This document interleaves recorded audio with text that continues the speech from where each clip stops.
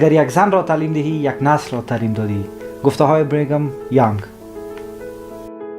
تلویزیون بهار تلویزیون مردمی که شامل برنامه‌های هنری، فرهنگی، اجتماعی، سیاسی، ورزشی و موضوعات داغ روز. خوشحاله اوسئ، خوشبخته اوسئ او خوشحالي مو په نصیب شه. زه محبوب فرعي همدا اوس د دنمارک څخه په ژوندۍ بڼه ستاسو په خدمت کې یم. موږ هر دوشنبه د اروپا په وخت د دنمارک څخه د شپې د 7 بجو تر 8 بجو پورې ستاسو په خدمت کې یو او د ځان پیژندنې یا خودشناسي خپرونه لرو. ستاسو نظریات هم موږ د نورو دوستانو ته رسوو او ستاسو سوالو ته هم جوابونه ورکوو. ستاسو سوالو ته موږ په پښتو، دری، فارسی، عربي او په اردو دنمارکي تقریبا په وجو باندې زه ستاسو په خدمت کې یم او ستاسو سوالونو ته ان شاء الله چې په انساني علومو کې او په ځان پیژندنې یا خودشناسۍ کې ان شاء الله جوابونه ورکوم. ګرانو دوستانو، موږ غواړو چې یو خوشاله ژوند شروع کړو. څه وخت چې خوشاله ژوند شروع کوو، اولین شرط د ژوند همدا دی چې باید ځان وپېژنو. زه د ځان پیژندنې په ارتباط همداسې لنډه تبصره کوم. بیا نو زه هم دوستانو سوالونه کړي دي او دو سوالو ته جوابونه ورکوم او هر هغه دوست چې غواړي په ژوندۍ بڼه باندې تلیفون وکړي، زموږ د تلیفون شمیره ده 00 45 31 08 31. شماره تلیفون ماست د وایبر، د وبسایت، د تلفن راسن و حتی در مسنجر شما میتونید دوستای عزیز تماس بگیرید با شماره تلفن 0045 31 24 08 31 0045 31 24 08 31. بنده محبوب فرعی در خدمت هستم. پروگرام خودشناسی داریم دوستای عزیز که هر دوشنبه از ساعت 7 شب با وقت دنمارک تا 8 شب ما ایره به شکل زنده از دنمارک پخش میکنیم. ولی امشب اگر دوستای عزیز از پیش ما سوال میکنن که ما چرا نیم ساعت ناوقتر شروع کردیم، اول از پیش ما معذرت میخوایم دوستای عزیز. در دفتر مرکزی ما در لس آنجلس هوا بی اندازه خراب است. همین لحظه حدوداً چند صد هزار خانه و مغازه و دکان برق نداره. هوا بسیار طوفانی است و یک سونامی آمده. خو خیر به هر حالت و ما به خاطر از اون نتونستیم که در وقتش که پروگرام خودش شروع کنیم. خوشبختانه که دفتر ما در اونجا برق داره و ما میتونیم که امرایتان لایف بیایم و صحبت کنیم. نو بیا دوستانو تاسو ته بیرته خپل اصلي موضوع ته راځو چې موږ څنګه کولی شو ځان وپېژنو. ګورئ ګران دوستانو، په اول کې په ډېر لنډ شکل سره باید داسې تشریح کړم چې زه په صفت انسان، زه چې وایم یعنې موږ تاسو ټول انسانان اشتباهګانې کوم، غلطیان راڅه کېږي. زه انسان یم، باید اشتباه وکړم. زه باید د خپل اشتباهګانو څخه زده کړم او باید له هغه په سر چې کوم خپل ځان یو با تجربه انسان جوړ کړم. په همدغه شکل سره چې زه وایم زه خو ته هم زه نو بل انسان هم د اشتباهګانې کوي، نو په همدې خاطر باید د بل انسان هم په همدغه شکل سره و قبول کړو چې یعنې دا انسان دی او اشتباه کوي. که زه دا اوس ناست یم ستاسو سره مخامخ او لایف خبرې کوم، که زه د دې څه وبېرېږم که مې کوم خبره اشتباه وکړل دا به څنګه سي، خو بیا نسم کوای، نسم کوم چې راسم او ستاسو په مخ کې کښېنم او خبرې وکړم. په همدغه شکل سره تاسې دوستانو هیڅ وخت شرم او خجالت مه کوئ. تنها او تنها یو شی چې دی هغه حیا ده چې هغه باید موږ تاسو ټول ولرو چې هغه د بل چا په امورو کې موږ نه غواړو مداخلې وکړو. ښه دوستانو، دلته بعضو دوستانو پوښتنې کړي دي او دو پوښتنو ته غواړو چې جوابونه ورته ورکړو. نو په همدې خاطر باندې غواړم چې خپل وخت ضایع نه کړم او هر څه ژرتر په حساب دې پوښتنو ته انشاءالله چې جوابونه ورکړم. نو ګران دوستانو، اول به په نوم د دغه آقای ایرج از ایران، آقای ایرج از ایران سوال کرده دوستای عزیز و این دوست ما قسم سوال خود طرح کرده که تاریخچه مهریه از چی زمان شروع شده و سوال دوم کرده. خب که سوال دومش شما که در اروپا زندگی میکنین قانون مهریه در اروپا چه قسم است؟ دوست عزیز آقای ایرج، خب اگر دوست ما از ایران زنگ زدن گفتن این سوال، خوب به سوالتون یک قسم با جواب بدیم که بله تاریخچه مهریه یا ولور یا امو مهری که تعیین میشه این از سالهای بسیار قدیم، یعنی اگر ما بگویم سالهای سال پیش از اسلام این رواج بوده. به همین شکلی که ما بشر در تکامل بودیم، سال به سال آمدیم و رشد کردیم، رشد اخلاقی، رشد انسانی کردیم، به همین شکل این هم رشد خود داشت. تا فعلا 5 مرحله را طی کرد که در مرحله اول از این دوستای عزیز، مرحله اولی که به حساب تکامل یعنی چی رو براتون گفتم مهریه را، این دوره مادرشاهی بود. این دوره مادرشاهی به این معنی که وقتی که یک مرد میخواست عروسی کنه، باز دو وقت مهریه یا مهری که به حساب دستر از این میمان، این حالتی بود که این مرد باید بره در دیگه قریجات، در دیگه جایا اوجه کار کنه، زحمت بکشه و در مقابل حیوانات وحشی مثلا مبارزه کنه، نمانه که یا بیایه، و یا در مقابل کسایی که به حساب چی بود میخواست جنگ کنه و سر ازی حمله کنه، این باید دفاع کنه. این وظیفه را بر ازی میداد و دیگه هیچ ارتباطی به اولاد، فرزند، این چیزا نداشت. فقط مادر میفهمید و کارش. مادر خود مالک 100% اولاد میدانست و از خانه میدانست. فقط مرد برای این چیزا جور شده بود که برای مبارزه کنه و در مقابل حیوانات وحشی و انسانایی که میامد جنگ میکرد. تا ای که همین مردها دوره دوم آمد که به نام پدرسالاری، مردها از توان فیزیکی خود باخبر شدند و یا توانستند که بعضی وقتها زنها یا دخترهای دیگه قریجات به زور بیارن و اینمی علت باعث شد که یا سر از وا میتونست امو دغدغه ها و یا امو کارهایی که دلش میخواست به حساب سرازی انجام بده و خود فیزیکی از اینکه قوی میتونست. به او خاطر اینجا این دوره شروع شد که به تعقیب از این ما دوره داریم به نام دوره صلح. دوره صلح این قسمی دوره است که حتی تا فعلا هم دوستان عزیز ما در بعضی جایا یک ضرب المثل های هم داریم به ارتباط داماد، خوب خدا کنه به کسی بر نخوره، که دوره صلح در این دوره چه قسم بود که داماد باید برای خسر خود و یا با مو پدرزن خود باید کار میکرد در مقابل اینیمی مهره ازی بود چند سال چند مدتی را باید در پیش از او کار میکرد. وقتی از کار از او استفاده میکرد، اگر دیپانی بود، اگر هر کاری بود، او از طرف خسر بهش تعیین میشد که باید چی کنه این کارهای شاقه را انجام بده. بعد از او دوره آمد به نام دوره ثروت یا اقتصاد.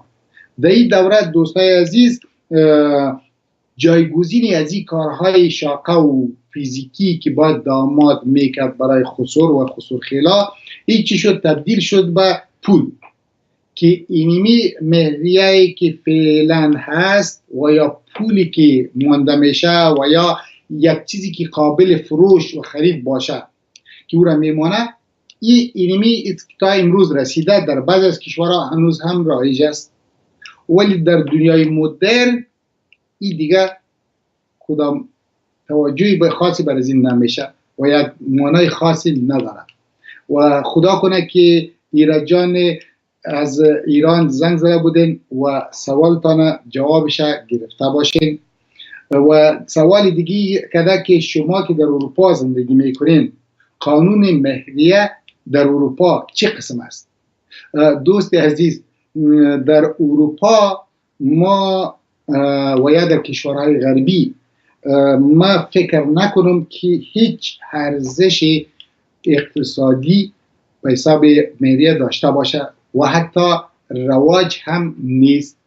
ولی در بعضی از دوستهای ما که از کشورهای مثل افغانستان و ایران و پاکستان و یا کشورهای جهان سوم هنوز هم به توجه میکنن، ولی نظر شخصی بنده است که دوست عزیز، این شخصی گفته نمیتونیم که ما خودم از کتابهای مختلف که مطالعه کردیم این برداشت ها را کردیم و او را جمع آوری کردیم و میخوایم به حضورتان ارائه کنم که به نظر ما و نظر به می معلوماتی که به حساب جمع آوری کردیم، این کار در اروپا اصلا و یا در کشورهای غربی هیچ اصلا کدام چیز ارزشی نیست. مثلا براتون بگویم دوست عزیز، ببینید در اینجا هر چی که است در بین زن و شویی که عروسی کرده تقسیم است. خب خانم هم کار میکنه، شوهر هم کار میکنه، خب هر دوتا از مو اقتصاد مشترک خود استفاده میکنه. بنان در اروپا به نظر من هیچ کدام ارزش خاصی برش قائل نیستن و اگر یک رسم و رواجی باشه به حساب دین و یا کلتور و عنعنه ما بله، ولی به حساب اقتصادی کدام چیزی خاصی رولی برش نیست و رسمیت هم نداره در چوکات دولت. زموږ یو خور د ناروې څخه یو پوښتنه کړې ده، خورکۍ مو هغې ویلي چې اوس چې موږ په اروپایي مدرن مملکت کښې ژوند کوو، خو بیا هم که وغواړم چې حتی بازار ته لاړ شم باید د میړه څخه اجازه واخلم. نه پوهېږم چې څه وخت به افغاني ښځې خپل د ځان صلاحیت پیدا کړي. که یې علت راته ووایست خوشحاله به شم. ګوره خوري دا پوښتنه دی کولی شم چې جواب ورته ورکړم او دا په د اوسني اجتماعي علومو کې هم په حساب دا بحثونه شته او دا انساني علوم چې دي واضح خبره ده په دې کې ورته شته. زما په نظر بیا ما نظر په دې معنی چې دغه شیان چې مو راټول کړي او د دوی څخه په حساب دغه برداشت چې مو کړی دی، فکر کوم چې دا شروع د هغه حالت هغه ورځ شروع شوی چې موږ هغه وخت چې نکاح تړو او په دې نکاح کې که تاسې متوجه سئ هلته دغه اعلان چې کېږي د انجلۍ د خوا څخه وخت چې وکیل تعینېږي، نو دغه وکیل د انجلۍ د هغه څخه پوښتنه کېږي او دا په لوړ اواز چې د مجلس یې ټول واوري. پوښتنه ځینې کېږي چې دغه نجلۍ چې په دغه نامه سره چې په دې نوم بله لور نشته او بنې لري، دغه د دغه در مهر یا د دغه در مبلغ نقد یا قرض یا کور په مقابل کې تا و دغه نفر ته و دغه ځوان ته په نکاح شرعي او افغاني سره دا تا ورکړې وه او ورکړې دي ده، بیا ځینې تکراروي وایي دا په مقابل ده. ښه واورئ باریکي ده ښه دوستان، دا ډېر مهمه خبره ده. په مقابل د دغه مبلغ کې دا تا ورکړې وه او ورکړې دي ده او د خولې سره وځي بلې ما ورکړې وه او ورکړې مې ده. ښه دلته چې سو یو شی موږ واخیست بل چاته مو په تاویل ورکوي. اوس نو د زوم څخه پوښتنه کېږي دغه لور چې په دغه نامه سره دغه نفر بله لور هم نه لري او دغه خصوصیات دغه شی دی، دا په مقابل د دغه مبلغ کې تا قبله کړې وه او قبله کړې دي ده. ښه واورئ دوستان، دلته وویل سوه تا ورکړې وه او ورکړې دي ده، هلته وویل سوه تا قبله کړې وه چې تا ته مې دا په لاس درکړل او تا دا قبوله کړه. ښه دلته چې سو یو شی موږ راواخیستی بل نفر ته په تاویل ورکوي، د هغه څخه درې واره دا تکرار سوه. اوس نو دغه نوی ځوان چې نوی ژوند شروع کوي دی په څه فکر کې سو؟ دی په دې فکر کې سو چې ما ته یو شی په لاس راکول سو او اولینه دفعه هم مبارکي ورته ویل کېږي، مبارک دې وي. واضح خبره چې جنۍ فامیل ته مبارکي وایي. خو دلته چې شي سو دو یو خوشحالي احساس وکړي، دلته یو معامله وسوه. یعنی معامله په دې معنی چې یو طرف یو شی لاس ته راوړي او دا په دې فکر دا اوس ځان سره اخلم او وړم خپل کور ته. خو خیر موږ وایو دا زموږ کلتور دی، ولې د دغه ځای آغاز سو چې زه په صفت نر دا شی ما ته راکول سو او ما ته دا اول ورځ وویل چې خواهش کوم فکر یې پر نیسه. ښه صحیح دی، فکر پر نیسه. دلته چې سو ما دا حالت راوړ، دا ما ته تسلیم سو. نو اوس زه په دې فکر کې یم چې دا کور ما سره ځي، زه یې وړم، نو اجازه به مې ما څخه اخلي، د باندې به تلای نیسي، مکتب ته که ځي زه به اجازه ورکوم، کار به زه ورته تعینوم چې ویې که مه کوه، لیسانس د موټرو دا شیان به زه ورته تعینوم چې و اجازه لري که نه لري، شپه کوم ځای د تللو د خوارخوندې ربلې ورسره دا به حساب زه ورته تعینوم. نو په همدې خاطر دی چې دغه حالت راغی. دا نو چې زما فکر جوړ سوی په دغه حالت باندې، نو زما لپاره دا مهمه نه ده چې زه په کوم ځای کې ژوند کوم. خو شاید یو لږ تغیرات پکې راسي، دا نه سو ویلی. خو بیا هم چون برتري هلته سته، دا برتري ما ته په اوله ورځ چې زموږ نکاح تړل سوي ما ته راکول سوې ده.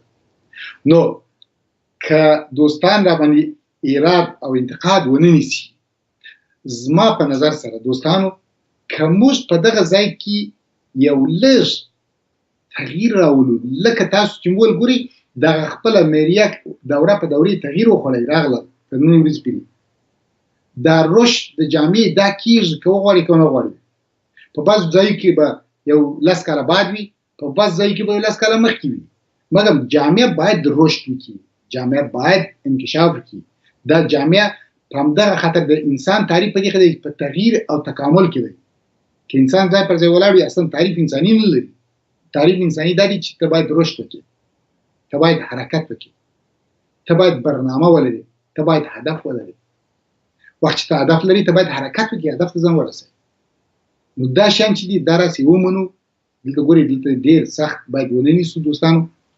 په همدې خاطر ګورئ زموږ وخت چې دین د اسلام پیروز سو، په هغه وخت کې زموږ پیغمبر دا حالت راوړی چې هغه جهالت چېرته به وو هغه یې هېڅ نه کوي، حتی په هغه وخت کې اعلان وکړي ولې هغه څوک چې کمترین ولور پرېږدي هغه زما دپاره نږدېترین دوست دی.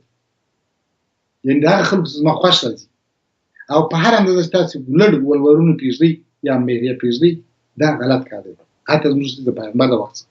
خو خیر اوس موږ ته راغلي دې جامعې ته، دې جامعې کې اوس نر ښځې کار کوي، حتی په افغانستان کې کار کوي. موږ ته چې وینو چې دا اوس پارلمان ته راغلي دي، وزیران سوي دي، پر رشد کې دي، 10 کاله بعد نور رشد کوي.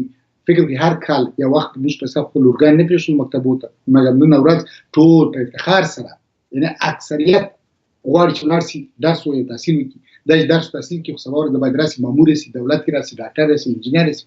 خو دا خبرې صاحب د معاش ده. نو په دې خاطر باندې دا آهسته آهسته هغه خبرې ایسته کېږي.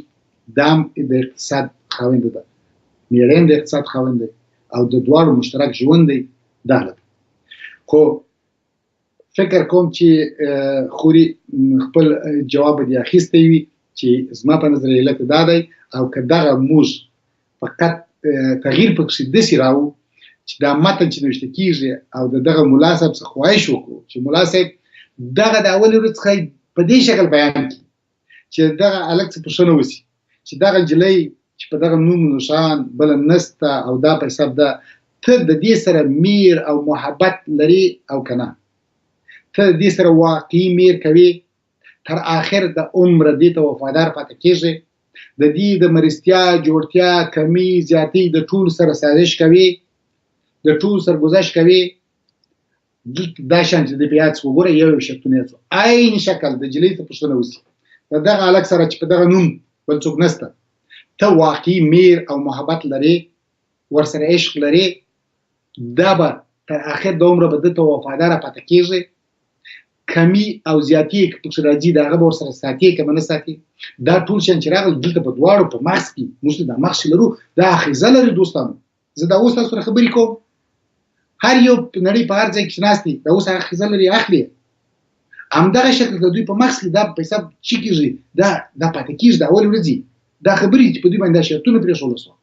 دا پوه چې زه میر لرم، محبت لرم، زه عشق لرم. د واده په معنا پوه شوه. واده په دې خاطر نه دی، دا نکاح په دې خاطر نه دی چې په حساب چې فقط ښځه وکړم یا ښځه میړه وکړي. د دې اصلي شرط میر، محبت، عشق دی دوستانو. همدا علتونه دي چې په آخر کې مشکلات پیدا کېږي، چې هغه بس ته انشاءالله راځو دا پوښتنې کوو. او که موږ په یو شکل سره شو کړه دوستانو چې په میر او محبت او عشق سره دا کار شو کړه، تاسو ته یعنې په اطمینان سره ویلی چې زموږ ژوند تر آخره د میر او محبت دی. عادي خبرې به وي، عادي مشکلات به وي، ولې اصل موضوع دا ده چې موږ ژوند د اولې ورځې څخه شروع کړی دی په میر او محبت سره، په عشق سره. موږ په ولورو، په پیسو، په دې نه دی شروع کړی دوستانو. دا ډېر مهم ده. مطالعات علمي ښولي دوستانو کمترین حداقل 9 میاشتې باید دا انجلۍ او دا هلک چې دوی غواړي واده سره وکړي، دوی باید یو بل حداقل معلومات ولري، حداقل د یو بل په حساب باره کې معلومات پیدا کړي، د یو بل عادتونه زده کړي، وی ګوري چې شی هغه غواړي چې دا غواړي. دا ازدواج باید برابر وي. اوس د پخواني وخت نه دی دوستانو چې د 50 کالو سړی د 20 کالو نجلۍ سره واده وکړي. ادامه نه لري، هغه حالتونه اوس نشته. اوس برابر ودونه دوستانو باید پیسه وي تر هغه اندازې چې غلی وخت لري. دلته فکر کوم چې بل دوست پوښتنه کړې ده، ولاد حاجي صاحب یوسف د ریاض څخه د پوښتنه کوي آیا دا ګناه نه ده چې موږ د نکاح په هکله خبرې او یا پوښتنې را پیدا کړو؟ دا خو زموږ یو مذهبي او د شریعت لاره ده.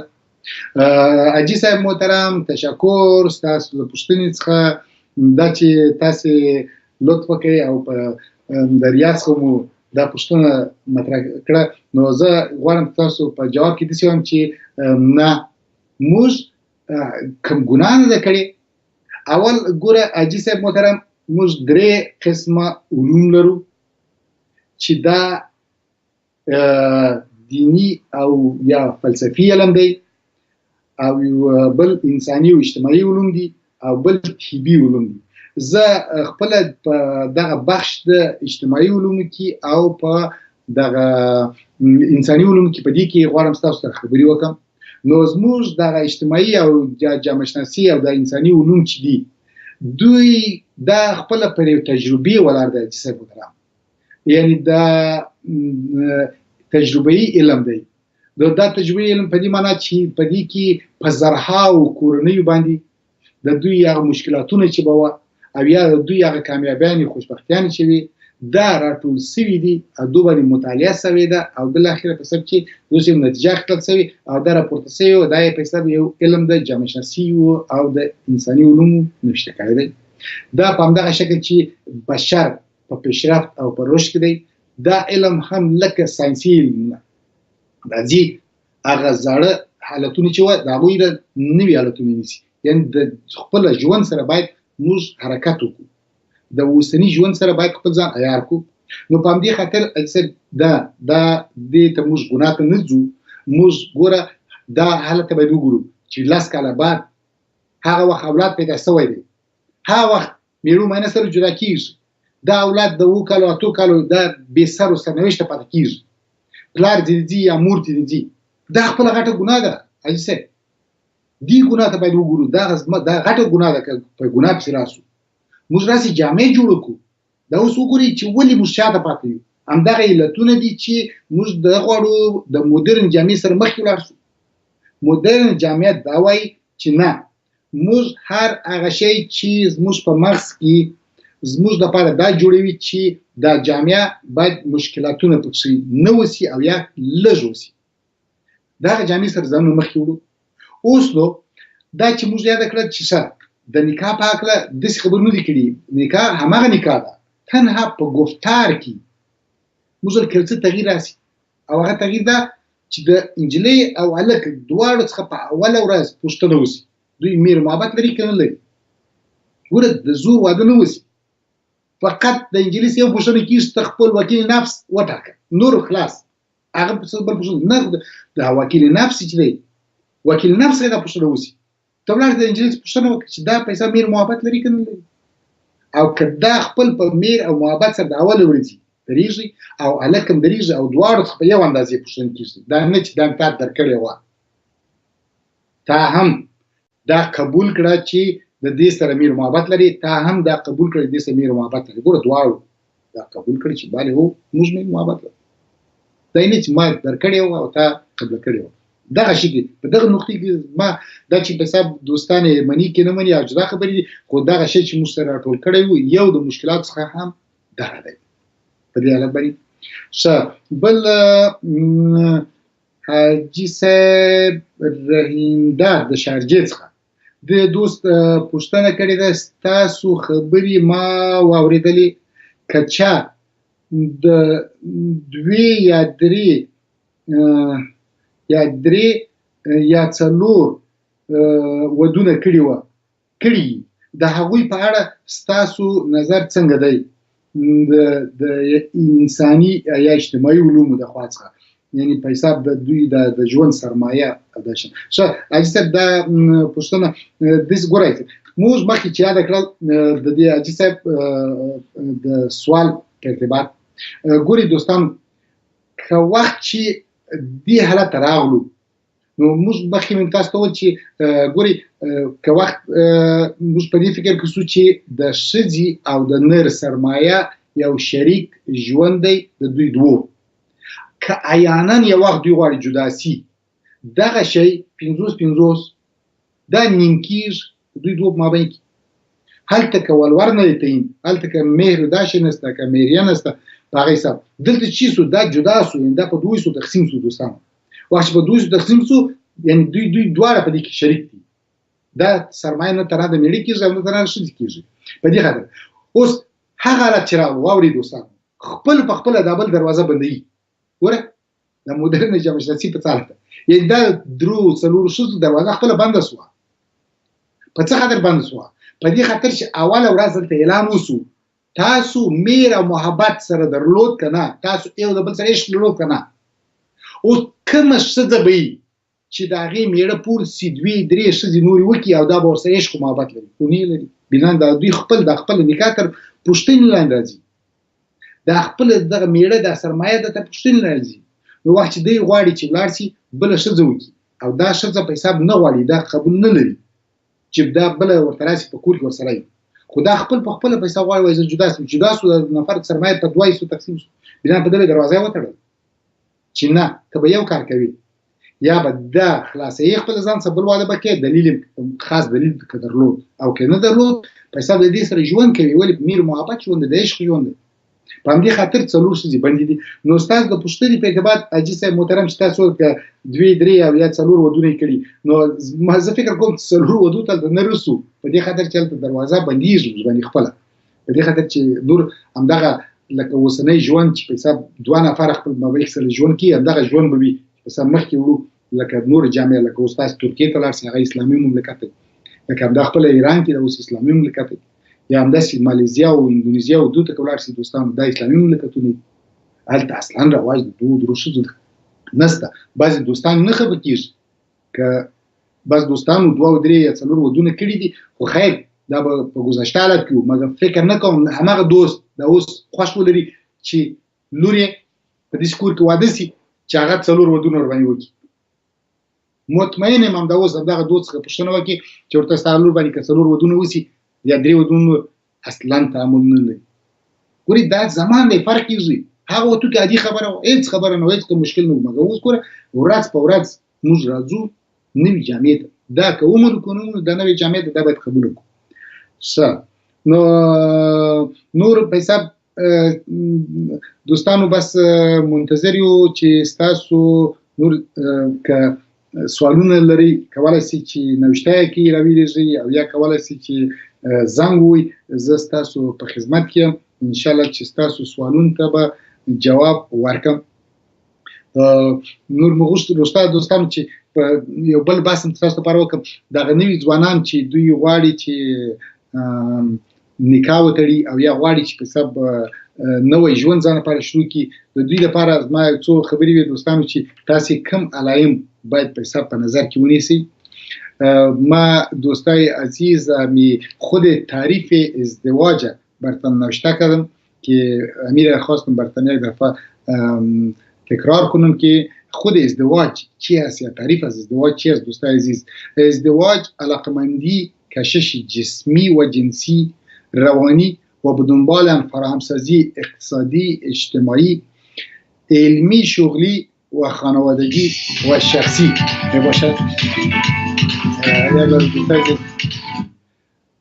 د بهر تلویزیون دی دوستانو او د ځان پیژندنې خپرونه ده، مهرباني وکړئ او خپل پوښتنه مطرح کړئ. سلام علیکم، من عبدالله هستم و میخوایم دو سوال دارم از پیشتن پرسان کنم اگه شده باشم. چرا نه، بفرمایید دوست عزیز، سوالتان مطرح کنین و بگوین از کجا زنگ میزنین دوست عزیز. من از دنمارک زنگ میزنم، از شمال دنمارک. به خاطر دیگه یک دو سوالی دارم. شما یک پروگرام خوبی داری، اول به شنوندگانتون سلام میتونم و سوال من این است که مهریه در چه وقت باید پیشنهاد شم؟ در وقت خواستگاری، در وقت نکاح، در وقت شیرینیخوری، در وقت عروسی؟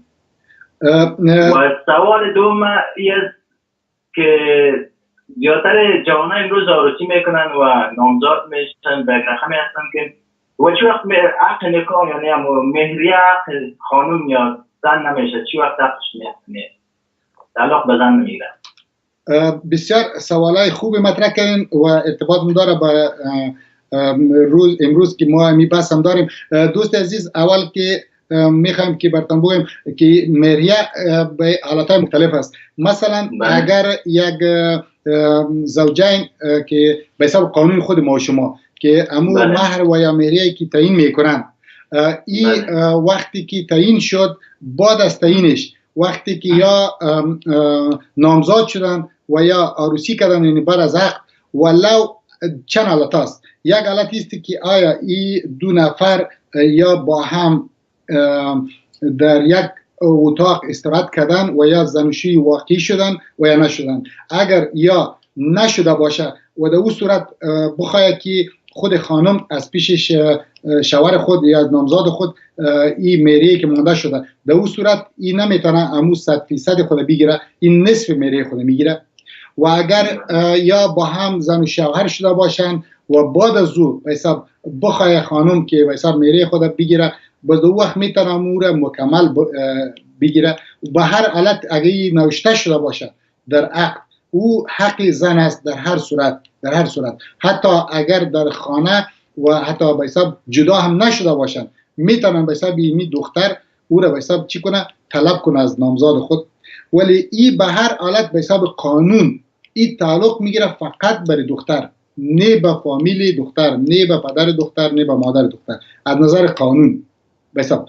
ولی اگر این را باز پس ما بیاریم که به حساب قوانین جدید که ما صحبت میکنیم که به حساب علوم انسانی، به حساب علوم انسانی قسم آمده که اول ما چند لحظه پیشم دوست عزیز این را تشریح کردم، ما چون که شما شنیدین، یعنی خود مهریه این از سالهای بسیار سابق پیش از اسلام این رواج بود و به همین شکلی که انسان ها رشد کردن، به همین شکلی که جامعه بشری رشد کرد، به همین شکل خود این طریقه مهریه دادن هم رشد کرد، آمد تکامل کرد. یعنی یک وقت این در مرحله اول این بالتی بود که در وقت چی میشد که داماد باید میرفت کارهای فیزیکی میکرد و در وقت به ارتباط این کارهای فیزیکی خود امو مهریه برای او تعیین میشد و در مراحل بعدیش باز داماد میرفت پیش خسر، اونجا یک چند مدتی برای او تعیین میکرد که برای اونجا کار فیزیکی کنه و اون کارهای شاقی را پیش ببره تا که به حساب چی شود، مهریه ازی به حساب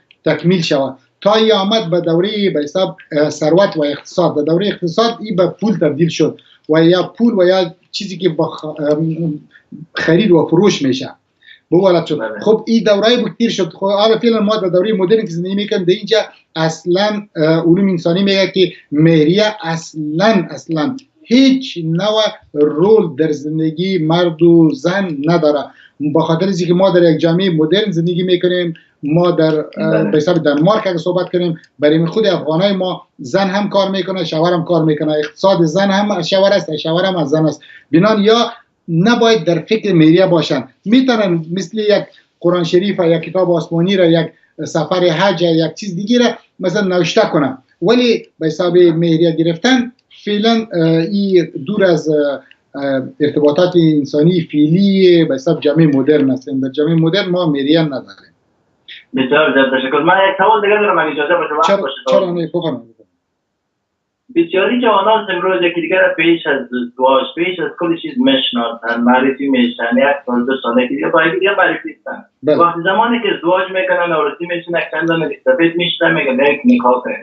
به نظر شما غلط نیست؟ به نظر شما فکر نیست؟ یک چیز غلط نیست؟ نه نکاح در وقت صورت میشه که کسی را ندیده باشن. وقتی در صورتی که دیدن یکی دیگر را میشناسن، از هر نگاه باز یک چیز فکر و یک چند تا سفید جمع میشن، میگن به نکاح کنیم. نکاح شد. به نظر شما چیه؟ نه به نظر موضوعی نداره، مقصد من زیادت در مطلب آدم میبینم. خواهش میکنم.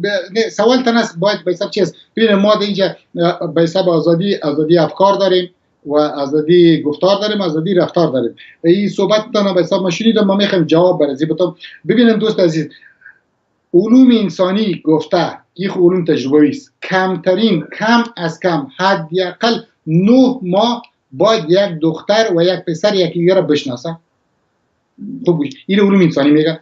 وقتی گیاه را شناخت یکی دیگر را، به این شناخت این بعضی سوال هایی دیگه باید مطرح شود.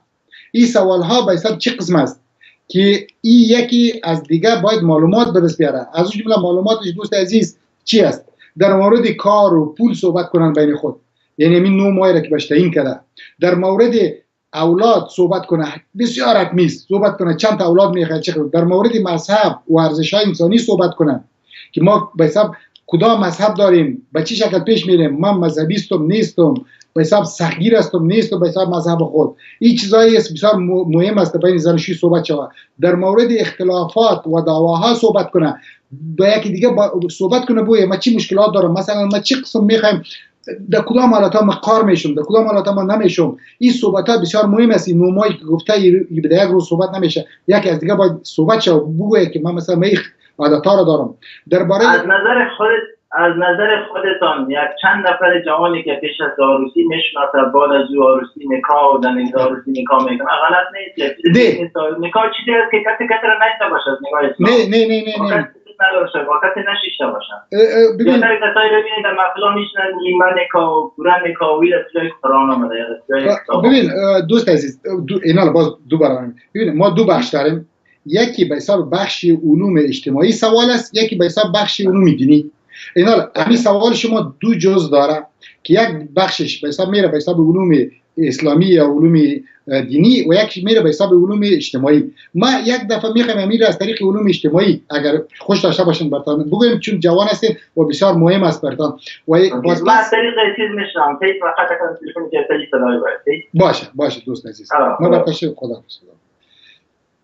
خب دوست ما سوال کرده بود و سوالشان هم میخوایم که برش جواب بدیم. ببینیم دوست عزیز، ما از نظر علوم انسانی این رو تشریح میکنیم. این دو جوان یا حداقل 6 7 ماه 9 ماه برای باید وقت باشه تا یا به تمام مانع یکی خود بشناسن، تا که در آینده ها مسئله طلاق، جدایی، جنگ یا نبیه. به خاطر ازی ما میگیم عروسی باید برابر باشد. یعنی این رو باید گفتیم که این باید در موضوعات مذهبی صحبت کنه. بعضی نفر هست که به حساب زیاد سختگیر است، بعضی ها نیست. این صحبت ها شود، بعضی اولاد کم میخواه، بعضی زیاد میخواه، بعضیش نمیخواه. در باره از صحبت شود، اساسات ها و ترس ها و عادت های به حساب خود بیان کنن که ما مثلا چی ترس ها داریم، از چی زیاد میترسم، از چی نمیترسم، کدام گپا را خوش دارم، کدامش ندارم. ویژگی های شخصی خود بگوید، شخصیتش کدام شخصیت است. ما شخصیت های مختلف داریم دوست عزیز. ما میطلب داریم، ما عضو طلب داریم، ما بیدر طلب داریم. این شخصیت ها از هر کدامش از خود تعریف ها داره. درباره ازی دوست عزیز، دیر جوان عزیز حتما مطالعه کنین، از یکی دیگه خود پرسان کنین. موارد مهم دیگر که از او را یادداشت بگیرین، این بسیار براتون مهم است، دربارش فکر کنین، منظور خود واضح بیان کنین به یکی دیگه. با خاطر اینکه شما میخواین زندگی دائمی رو پیش ببرید، او رو بیان کنین، افکارتان به حساب یک دیگه بیان کنین تا به حساب با خبر شوید، با خودتان حکم بتین، مثلا بگوین که ما مثلا در 30 سال آینده چی پلان ها دارم. این چیزای بسیار مهم زندگی است که در اول باید یک از دیگه سوال کنین. و آمدیم بخش دیگی که ارتباط داره به علوم دینی، تا جایی که ما نظر خود برات بیان میکنم، نخیر این یکی از شرط های مهم زندگی است. دوست عزیز، جوان عزیز، که باید نکاح بسته شود، این یک سندی باید باشه. شما وقتی که با یک انسان یک جای میشین، یک زندگی دائمی را ادامه میتین، این ولو دین ما خوب بیخو هست که است، در ادیان دیگه همین شرط است. این باید این یک عقد است بسته شود.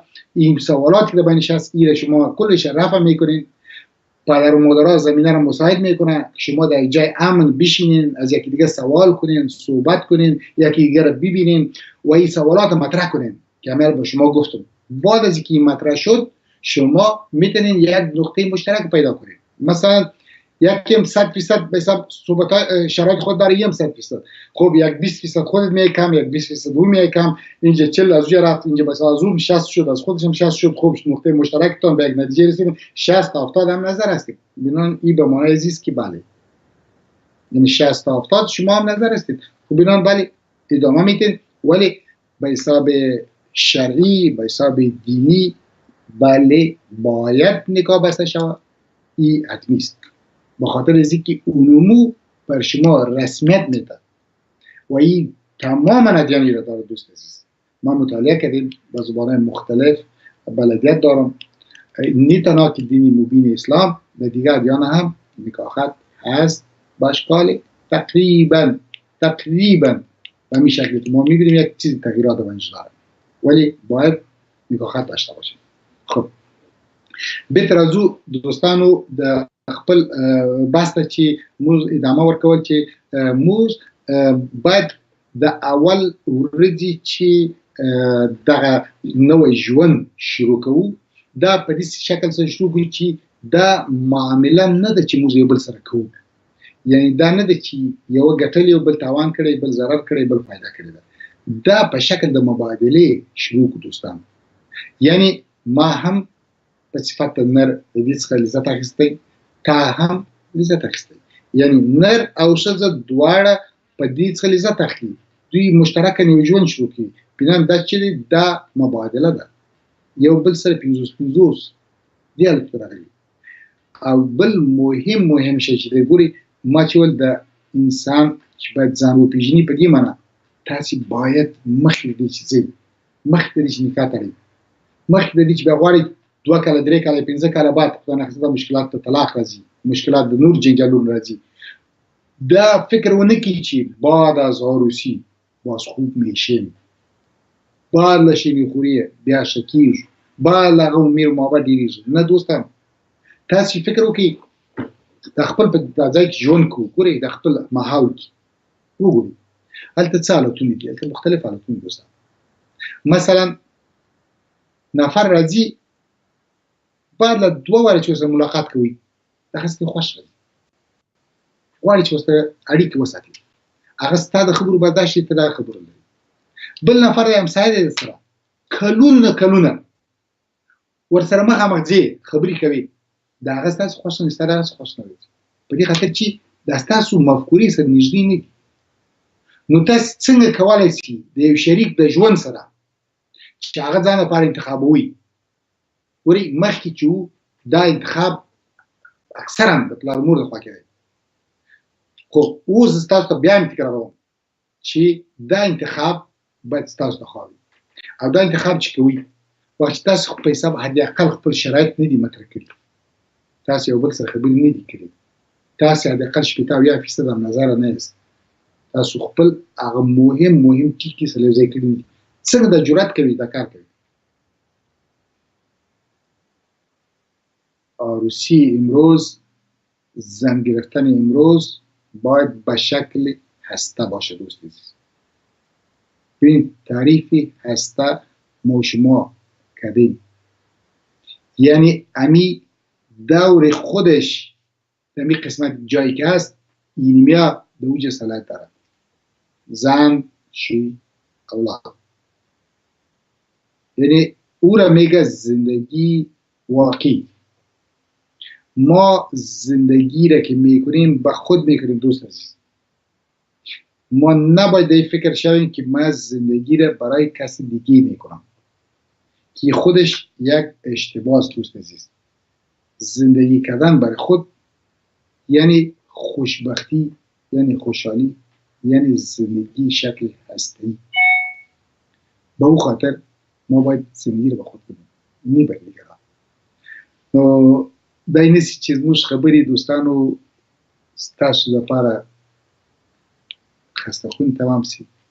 زه ډېر خوښ لرم چې دوستان که سوالونه لري خپل سوالونه مطرح کړي او ستاسو سوالو ته انشاءالله جوابونه ورکړو.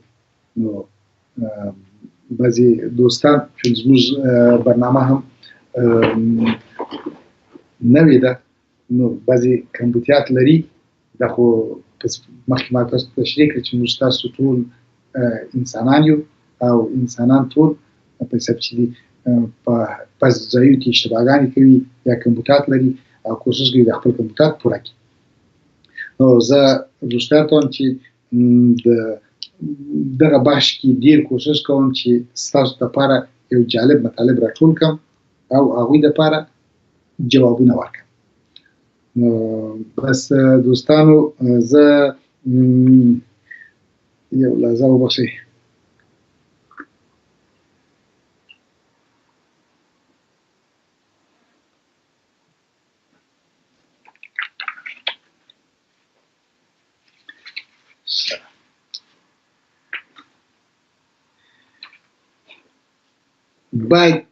بعد له دې چې خپل مشترک ژوند شروع کوي تازه باید چی ولرو دوستانو؟ هدف ولرو. او هر انسان که په ژوند کې 15 هدف نه درلود او په دې پرې برنامه نه درلود دا ژوند اصلا ناکامه ژوند دی او باور وکړئ چې دا ژوند نتیجه نه ورکوي. نو دا 15 هدفونه زه غواړم تاسو ته تشریح کړم دوستانو.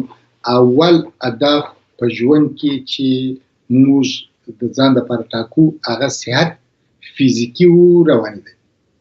یعنی باید خپل فیزیک جوړ کړو چې خپل روان مو هم جوړ وسي او هغه په څه حالت باندې ګورئ دوستانو. که زه په صفت انسان په دې فکر کې سم چې زه باید بهتره تر بل چا اوسم دا ژوند مې نه جوړېږي په دې خاطر چې اول انسان خپلو ارزوګانو ته نه رسي. انسان خپل هدفو ته رسي او هدف باید واقعي. یعنی زه یو 50 کلن سړی یم زه نسم کولی د یو 20 کلن ځوان سره ځان مقایسه کړم. هغه منډې چې هغه وایي هغه منډې زه نسم وهلی. نو بنان زه چی کوم؟ زه ځان د ځان سره مقایسه کوم. زه باید چی وکړم؟ په صفت انسان داسې ځان مقایسه کوم چې زه انسان یم. زه خپل ریکورد وهم. زه کوشش کوم چې د خپل په وجود کې هغه اندازه چې کولی سم په هغه اندازې باندې چی وکړم زحمت وباسم. نو په همدې خاطر باندې دوستانو صحت چې مې تاسو ته یاد کړئ فیزیکي او رواني یعنی هغه اندازه چې زما فیزیک زما توان سته په هر څه مثال کې یم که سپین ږیری یم که ځوان یم که میانساله یم زه چې وکړم خپل ځان چې کوم اماده کړم. دا یې حتمي ده. دوم دوستانو معلومات یعنی مطالعه درس دا دوم هدف دی په ژوند کې چې باید یو انسان یې ځان پر وټاکي او د دې هدف لپاره بیا برنامه ځان لپاره جوړوي چې د 3 برنامې دي چې د 2 ورځو تر 2 میاشتو د 2 میاشتو تر 2 کاله د 2 کاله تر 2 کاله. زه باید وګورم زه څونه مخکې ځم خپل هدف خوا درېږم او که د هدف څه لرې کېږم دوستانو. او بعد له دې درېیم چې دی دوستانو انتخاب د کار انتخاب د شغل.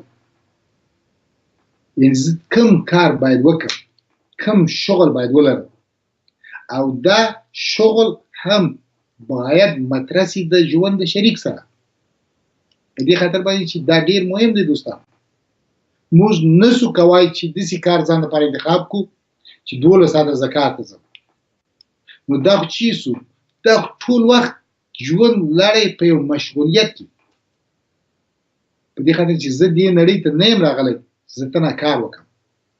موږ او تاسو دې نړۍ ته راغلی یو چې په دې نړۍ کې د دې څخه لذت واخلو. دا ژوند ځان لپاره ژوند جوړ کړو نه ژوندي اوسو.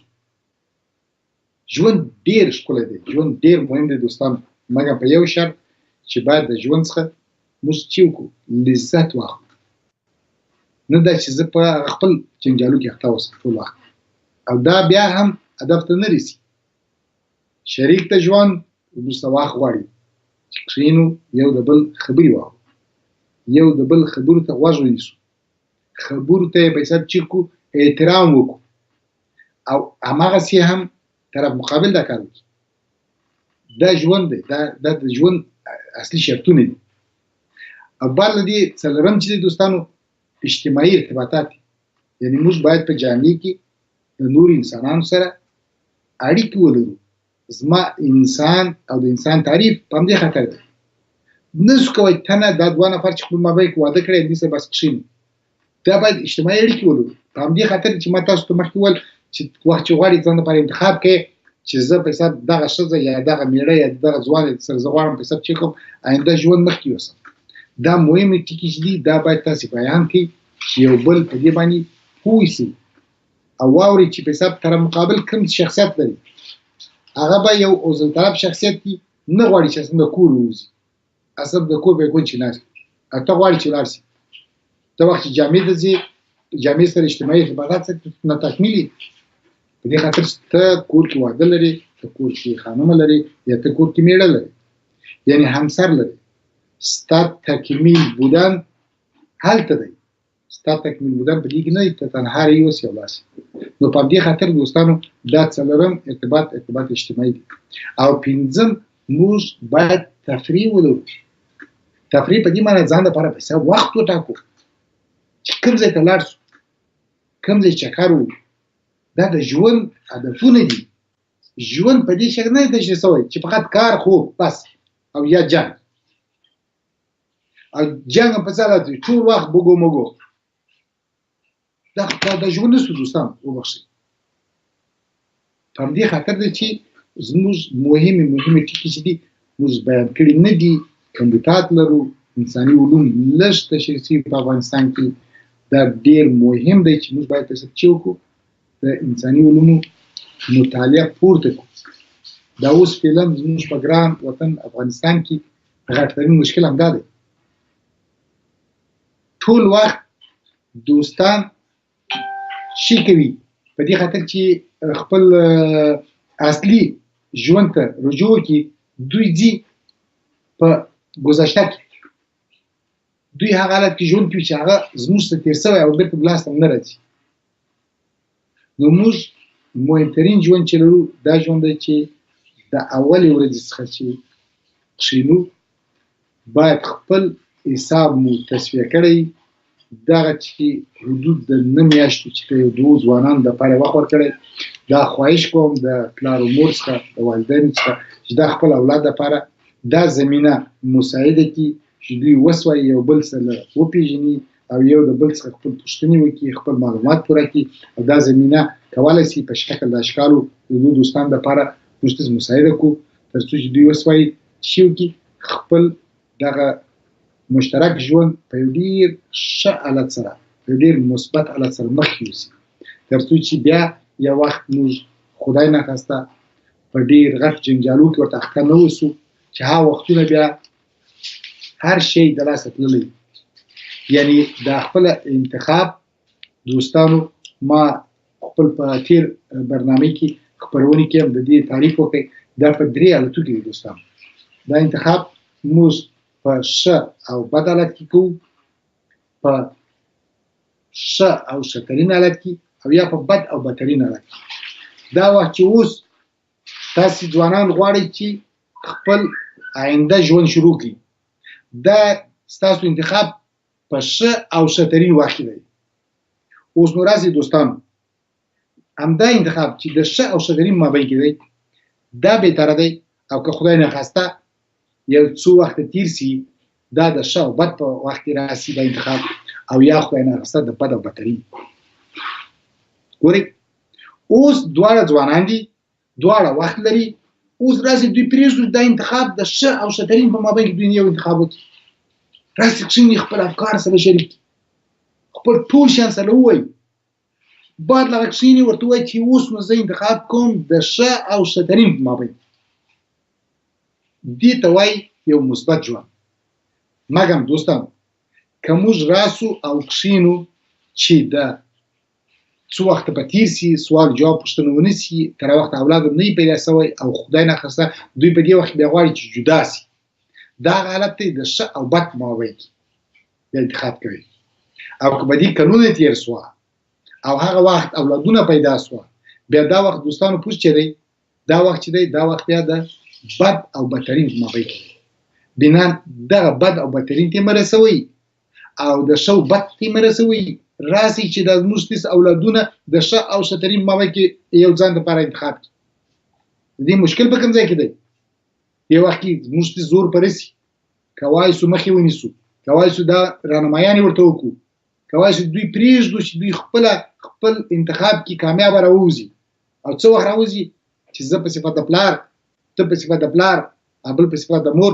دوی دپاره زمینه مساعده کړي او عجله ونه کړي حد اقل کمترین 9 میاشتې دوی دپاره وخت ورکړو او چې دوی په 2 میاشتو کې هر څه پوښتنې چې لري رایې وي خپل پلار مور سره مطرح کړي یو بل کې دوی مطرح کړي مستقیم یو بل ته نوشته کړي اوس موبایلونه شته اوس مدرن دنیا شته یا زمینه ورته مساعد کړو دوی فزیکي کښېني یو بل سره خبرې وکړي دا د دوی یو د اساسي نقطو د ژوند دی چې دوی باید په ثبت شي وکړي دا کار وکړي دوستانو خوشحاله سوم چې ستاسو سره مې دغه خپرونه مخکې یوړل هر چېرته چې یاست خوشحاله اوسئ ستاسو دپاره ښه ژوند غواړم انشاءالله چې بل هفته به د یو نوي خپرونې سره بیا راسو او د ځان پېژندنې او یا خودشناسۍ په اعتبار به ستاسو سره انشاءالله چې خبرې وکړو